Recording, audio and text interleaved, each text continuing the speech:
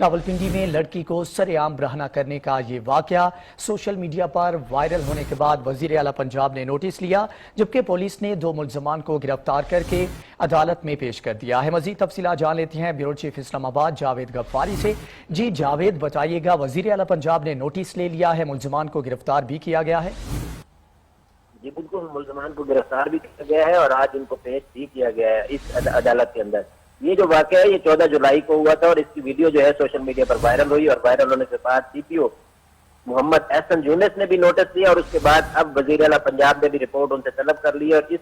تمام تر معاملے کے حوالے سے جو کی گئی تھی پولیس کو، وہ 15 جولائی کو تھانہ وارستان میں ہی درج کیا گیا تھا، لیکن آپ یہ اندازہ لگائیں کہ آج 7 اگست ہو گئی ہے، 6 اگست یعنی کہ کل وزیر اعلیٰ پنجاب نے اس واقعے کا نوٹس لیا تھا، اور اس کے بعد فوری طور پر ان کو ملزمان کو بھی پکڑ لیا گیا ہے اور ملزمان کو آج عدالت میں بھی پیش کر دیا گیا، اور آج وہاں پر ان کے جو چلان ہیں وہ بھی پیش کر دیے گئے۔ اس سے قبل جو درخواست تھی وہ 15 جولائی کو تھانہ وارستان میں درج کی گئی تھی، اور تب سے لے کر اب تک کارروائی جو ہے وہ ویڈیو میں نظر آنے والی نامعلوم مظلوم لڑکی کو انتھک محنت کے بعد تلاش کر کے مورخہ 22 جولائی کو معزز عدالت میں بیان ریکارڈ کروایا گیا ہے۔ یہ کہنا تھا پولیس کا، اور اس کے بعد ملزمان ارسلان اور محسن کی گرفتاری کے لیے متعدد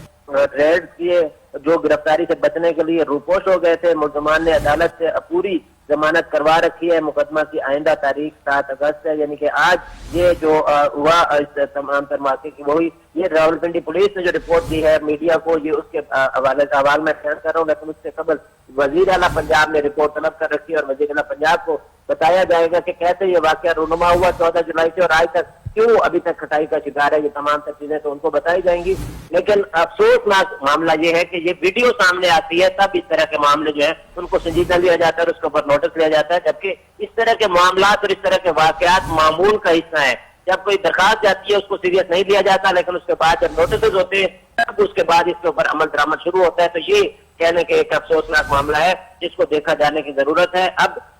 یہ معاملہ جو ہے آج عدالت میں پیشی بھی ہوئی، اور اس میں وزیر اعلیٰ پنجاب کو رپورٹ بھی پیش کی جائے گی۔ افسوسناک معاملہ ہے جس کو دیکھے جانے کی ضرورت ہے۔ بہت شکریہ بیورو چیف اسلام آباد جاوید غفاری، آپ نے تفصیلات سے آگاہ کیا۔